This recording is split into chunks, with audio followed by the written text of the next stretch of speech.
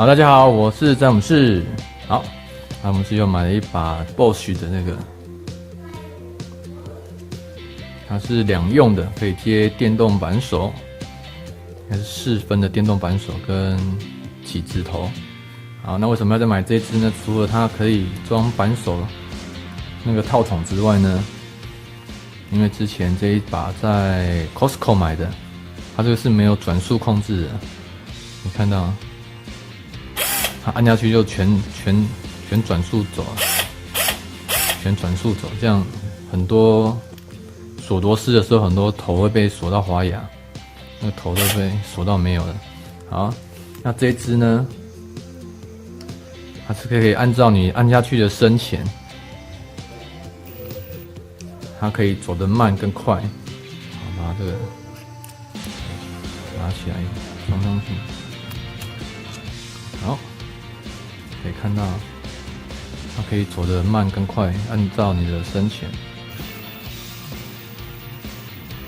而且它的扭力又够。这台扭力呢，换算成牛顿米的，应该有到1860吧。对啊，如果当套筒来拆那个轮胎的话，应该是还蛮足够的。这个下次要再拿来试看看，它会不会拆轮胎。如果按得很深的话，那转速就会变得很高。对，这个就是詹姆斯要的，就是按照深浅来控制转速，这样锁螺丝的时候，螺丝比较不会被锁坏掉。它可以到那么慢，而且它的扭力又够。那它这边有3个模式，可以调3段的转速跟扭力。看一下，好，这个。型号是 IDH182。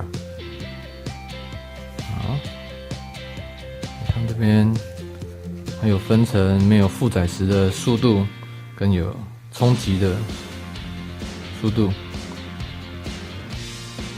1分钟1100，然后1分钟2600，然后1分钟3200最高。有冲击时的转速，然后最大的扭力呢？1650英起 lbs， 这个换算成牛顿米大概1860。好，那一般我们轮胎如果是用扭力扳手，最高好像到120牛顿米吧。所以如果没用气动锁过的话，应该是绰绰有余。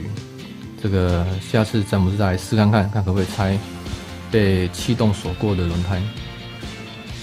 好。这一支看起来还蛮不错的，只是会比较重一点。它是装18V 的锂电池，比较够力一点。好，那可以看一下，它总共可以装套筒，还有这个起子或是起子的延长器，英文叫 Beholder。好，那这种短的就没办法装了，可能就太里面了。OK， 好，这支的比较。好，那我们下次见喽，拜拜。